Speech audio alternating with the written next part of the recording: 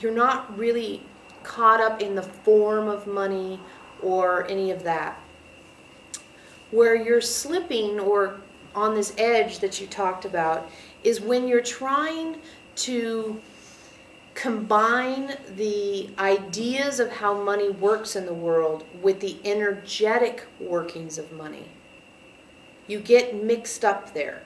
So the way money works in the world in the low vibrational way is someone who is in desperate need of resources does some actions to get paid, to get money, and it buys foods for their kids, pays their utility bill, pays their rent, maybe can't afford some other things, charges on their credit card, gets into a system of working hard to get enough money to be able to keep alive. So there's this desperation around how money normally works, and you can also call that lack, but for you the experience of it is this desperation energetic that people are infusing the normal monetary system with.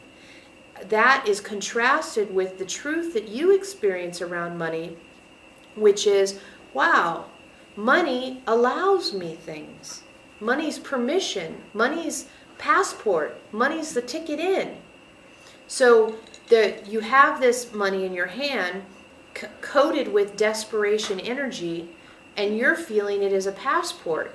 And that conflict within you, somewhat unconscious conflict within you, makes it difficult for you to move money around in your world sometimes, because you think, I'm pushing desperation as I buy my groceries. And that energetic confusion disrupts your ability to stay in the flow of it. So the key here is to not match energy with the desperate lack energy like we were talking about before. You don't match energy with the desperate aspects of money. You match energy with the passport, the ticket, the flow, the high vibrational aspects of money. And then when you get that money in, you could even do ritual with the dollars that you have, the bills you have, where you say, I choose to raise the vibration of these specific bills to a high vibrational conscious state, and I'm going to facilitate that by spending them consciously. And you make a transformation of the energetic that the monetary system holds by transforming the energetic of the bills that are in your hands. And that's what we see as the issue with you. Thank you so much. Raising the vibration of the money that comes across your path is a very good way to be incredibly conscious about infusing the monetary system with a new outlook. Thank you so much. That is so amazing. Because let's all do this together. Whatever you've got, doesn't have to be a 20. If you don't have any money, get your checkbook out. If you don't have any money or your checkbook, pretend or borrow one from a friend. I'm going to take out my debit card from the bank. Okay. Whatever resonates with you. And you don't have to just take out one. Get out the credit cards. Get out the money. Get out everything you've got. Whatever you feel right about. The energetic we're going to look at now is how would we want money to feel?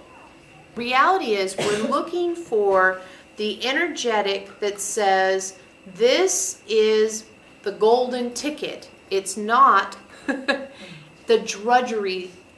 It's not I earned it. It's I have it. It is with me. It's part of me. It's open to me.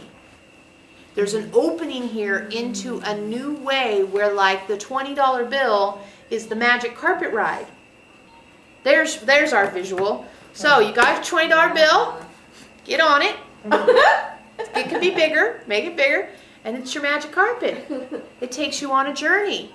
It gets you pit stops at wherever you like to eat, right? It's your magic carpet ride into a new way of experiencing flow.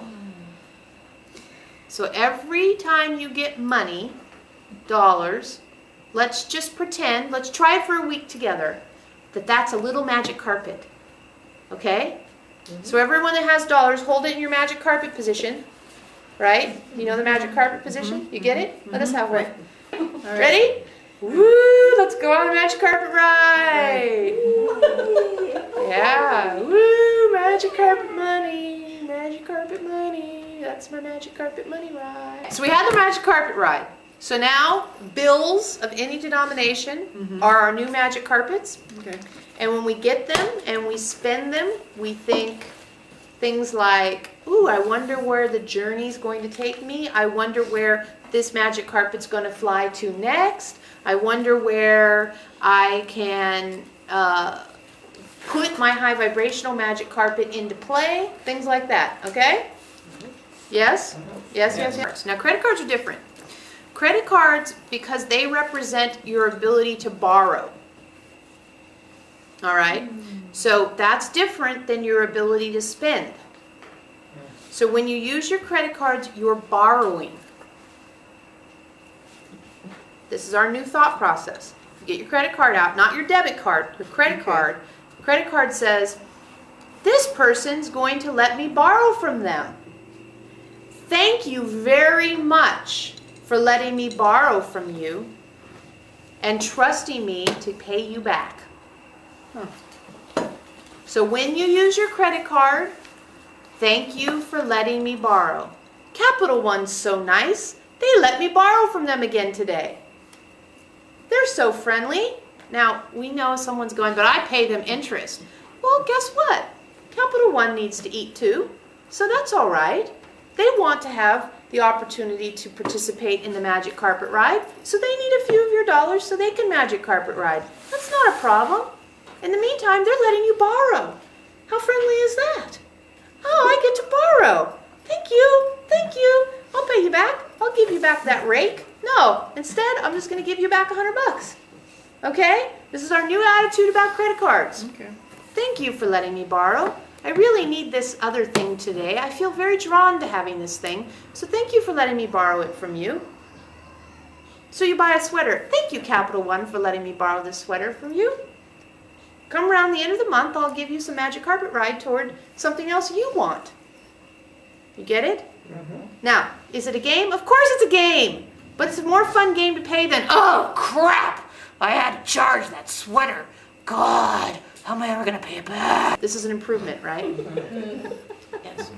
That you're caught still up in the old way of doing it. Okay. Because when you get caught up in the, oh, thank you for loaning me money, I'll be sure to pay you back right away. Okay. That's the old way of doing it. Right now, we're just talking about the point of transaction.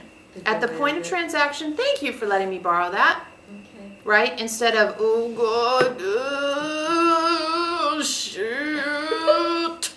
Instead of that. So we're just talking about the point of transaction. Thank you for letting me borrow from you. If Margie borrowed something from Randy, you'd be very grateful to Randy for letting you borrow something, right? Oh, thank you for letting me borrow your paintbrush. Okay, well, Capital One deserves your gratitude just as much because they're letting you do the exact same thing. And if you get caught up in, but they're a big company and they charge interest and it's unrealistic amounts of interest and all that, well, go ahead and align yourself with a low vibrational state. If you have to use your credit card for some reason, you may as well find a high vibrational way to do it, yes? That's the point of this. Okay? We're not going to have a discussion of whether or not you should be using your credit card because that's irrelevant to the discussion. The discussion is, I am using my credit card in a high vibrational state from now on. That's what we're talking about.